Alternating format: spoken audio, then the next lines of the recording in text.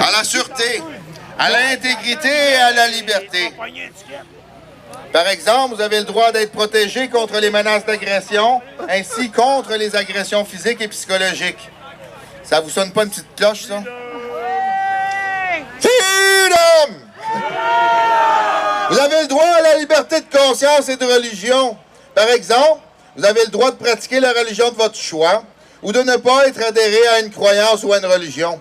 La liberté de religion signifie aussi que l'État ne peut imposer une religion à la population ou un narratif un peu trop contrôlé. Vous avez le droit à la liberté de réunion et d'association. Merci d'être venu le démontrer. Par exemple, vous avez le droit de participer à une manifestation pacifique. Et vous avez le droit d'être membre d'un syndicat ou d'une association. Aujourd'hui, vous êtes venu en tant qu'individu. Simple. Protester contre ce qui ne va pas. Hein? Puis il y en a pas mal des choses qui ne vont pas. Vous avez le droit au respect de votre dignité. Ça vous sonne pas une petite cloche, ça? Ça fait 3 ans qu'il me semble que la dignité est mise de côté. Par exemple, une personne ne peut publier de fausses informations à votre sujet.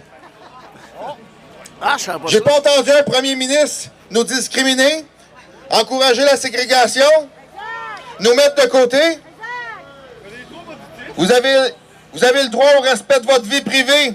L'identité numérique qui s'en vient est un grand problème avec ça. Par exemple, vous avez le droit de protéger votre intimité, tant votre domicile que votre intégrité physique, que ce soit les fouilles de votre domicile ou une prise de sang sans votre consentement, ou un vaccin sans votre consentement. Éclairé. Vous avez le droit à ce que les renseignements que vous donnez à certains professionnels dans le cadre de leur fonction demeurent confidentiels. Les codes QR, là, ça vous sonne pas une cloche? Par exemple, les renseignements que vous divulguez à votre médecin lors d'une consultation ou à tout autre professionnel se doit d'être protégé par le secret professionnel. C'est pas supposé d'être recueilli pour envoyer à des firmes ou à des associations privées pour abuser de nos informations. La Charte est une loi québécoise qui protège vos principaux droits et libertés. C'est une loi fondamentale que toutes les autres lois québécoises doivent respecter dans la plupart des cas. Elle a comme principal objectif d'harmoniser les rapports des personnes entre elles et avec leur institution, elle s'applique autant aux relations entre l'État, justement, entre l'État et les individus qu'aux relations entre les individus. On voit moins de problèmes entre individus qu'entre l'État et les individus. Les libertés et droits fondamentaux, par exemple, le droit à la vie. Vous ne trouvez pas que la C7 elle vient un petit peu contredire ça, mais bon. À la sûreté, à l'intégrité et à la liberté de sa personne. On a aussi le droit à l'égalité, par exemple, le droit de la non-discrimination. Mais quand je vois des premiers ministres encourager notre discrimination, notre ségrégation, nous discriminer, puis dire des trucs qui n'ont pas de bon sens sur nous autres, on n'est pas une fringe minorité. C'est vous, la fringe minority! Freedom! Vous êtes cool. Droit politique, par exemple, le droit de vote. On continue. Le droit judiciaire, par exemple, le droit d'être représenté par un avocat ou une avocate. Ça, c'est un petit problème qu'on va retrouver demain, parce que on remarque qu'avec le ministère de la Protection de la Jeunesse, la DPJ, un enfant ne peut pas demander d'être représenté par son propre avocat, ni la famille qui essaye de se défendre contre ce système-là. Comment ça se fait que la Charte nous donne le droit de le faire, mais que sous un système de ministère comme la DPJ, on n'a pas le droit de le faire et c'est eux qui contrôlent tout? Il y a un problème avec ça, la Charte C12 nous l'explique. Donc la DPJ passe par-dessus vos droits fondamentaux qui sont expliqués dans la C12. Le droit économique et social, par exemple le droit à l'instruction publique gratuite. Mais ils nous apprennent rien sur nos droits et libertés. La Charte interdit aussi, par exemple, l'exploitation des personnes handicapées et les personnes âgées. Ils ont été oubliés, les personnes âgées, hein, vous ne trouvez pas? On les a mis dans des centres, pourquoi? Pour mourir! Pour les mettre de côté, puis peut-être aider leur plan. La Charte interdit les questions qui touchent à un des motifs de la discrimination interdits dans les questionnaires d'embauche. Qui doit respecter la Charte? Les personnes, vous et moi, les groupes et organismes, les entreprises, les services publics et les services privés, les syndicats et avant tout, le gouvernement du Québec et ses institutions, les administrations gouvernementales, municipales et scolaires, puis à tous les échelons de la hiérarchie. Avez-vous bien entendu? La Charte C12 doit être respectée par nos gouvernements, et ils ne le font pas. Sous quel prétexte? Le mensonge. Qui s'occupe de faire respecter la Charte? La Commission des droits de la personne et des droits de la jeunesse. La Commission est responsable de faire respecter les droits garantis par la Charte.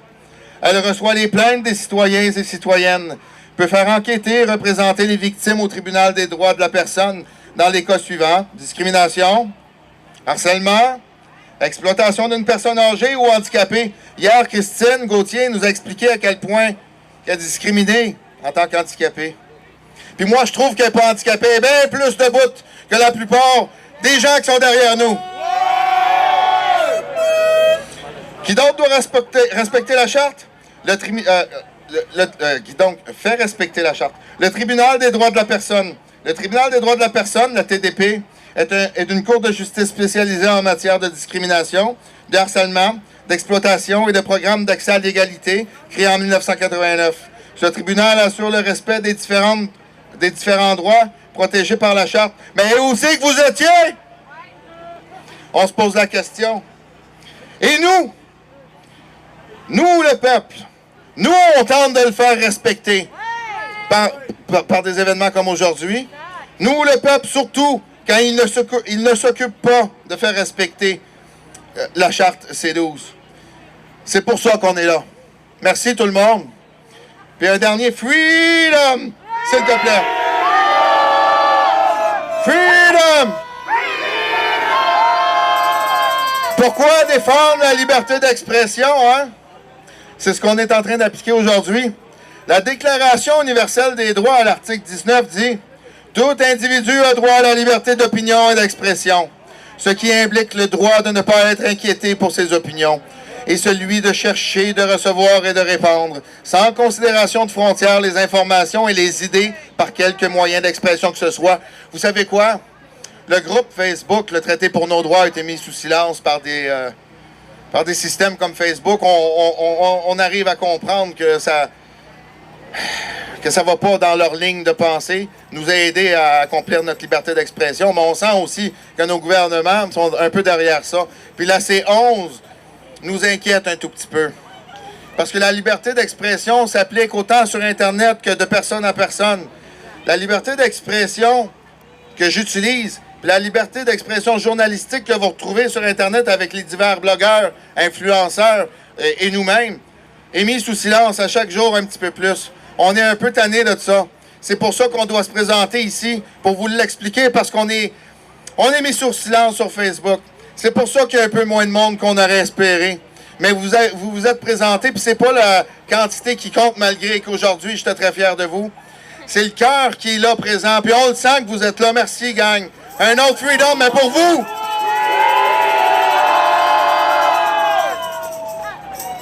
Il est important de constater qu'au cœur de la liberté d'expression se trouve le besoin d'assurer la découverte de la vérité et la réalisation du bien commun, tant dans les entreprises scientifiques et artistiques que dans les poursuites de les meilleures orientations à donner à nos affaires politiques.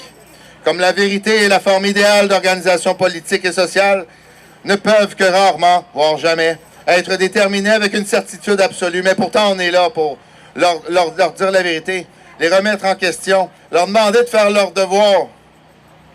Il est important de constater qu'il est difficile d'imaginer une liberté garantie qui soit plus importante que la liberté d'expression, n'est-ce pas?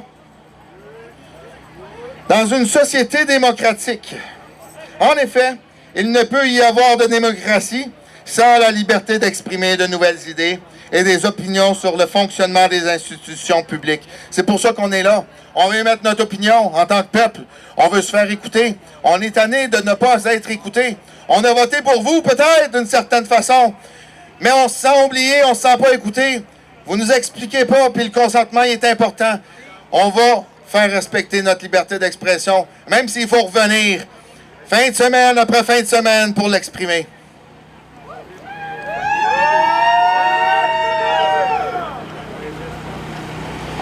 Ça serait, j'achève. Merci tout le monde. Les doigts gelés. C'est long. Hey. Comme l'a dit le juge Holmes, il y a plus de 60 ans, le fait que la teneur particulière du message d'une personne puisse inciter à l'intolérance n'est pas une raison pour lui refuser la protection, car s'il existe un principe de la Constitution qui exige de façon plus impérative le respect que tout autre, c'est le principe de la liberté de penser.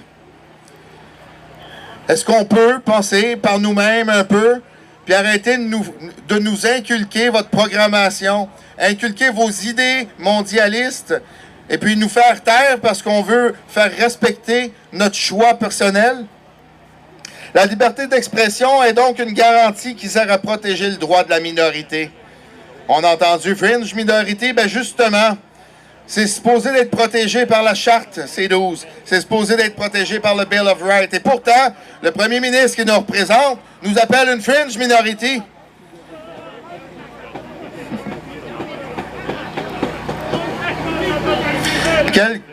Quelle que soit impopulaire, qu'elle puisse être, adaptée à ce contexte, elle sert à éviter que la perception de la vérité ou de l'intérêt public de la majorité réprime celle de la minorité. L'opinion de la majorité n'a pas besoin d'une protection constitutionnelle. Elle est tolérée de toute façon. Vu ainsi, une loi qui interdit l'expression d'une opinion minoritaire ou d'une opinion fausse, sous peine de poursuite pénale ou d'emprisonnement ou de mise au silence, contrevient, à première vue, à l'objet visé par la garantie de la liberté d'expression. C'est ce qu'on a essayé d'exprimer aujourd'hui et lors des événements qui ont précédé notre journée d'aujourd'hui. C'est ce qu'on va exprimer demain aujourd'hui. On vous invite demain, le dimanche 19 février, à vous présenter.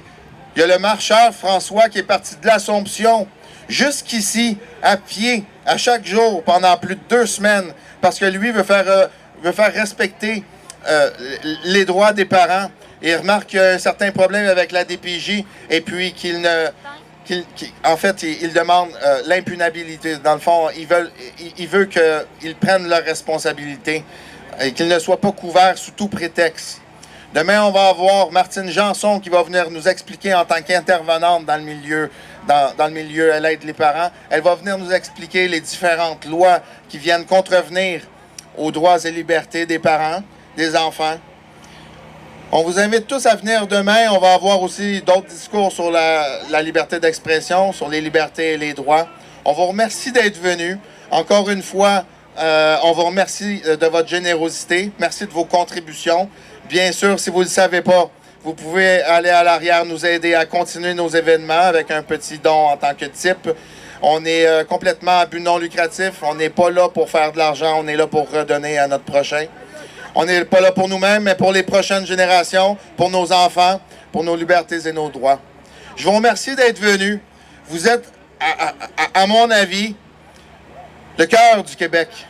Merci d'être venus. Merci aux caméramans. Puis je tiens à vous demander, les personnes qui ont filmé aujourd'hui, qui ont fait des petites vidéos, de renvoyer ou de partager vers le groupe Traité pour nos droits vos diverses vidéos pour que dès ce soir, on puisse présenter ce qui s'est passé aujourd'hui.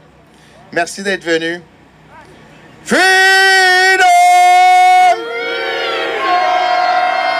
Un grand merci à tout le monde, du cœur.